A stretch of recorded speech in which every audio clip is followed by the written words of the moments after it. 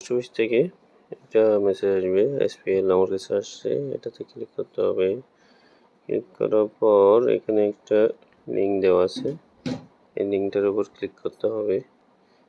আমি লিঙ্কটার উপর ক্লিক করলাম। ক্লিক করার পর আমাকে আমার বুটের ব্যাপারটি কোন জায়গায় আছে, কোন লোকেশনে আছে এটা দেখাবে।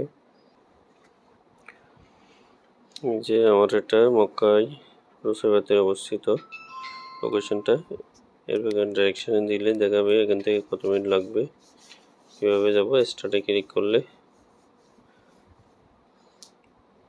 স্টার্টে ক্লিক করলাম, এখান থেকে এবার আমরা ওখানে পোস্ট অফিস থেকে গিয়ে আমাদের ব্লেড পেপারটি সংগ্রহ করব।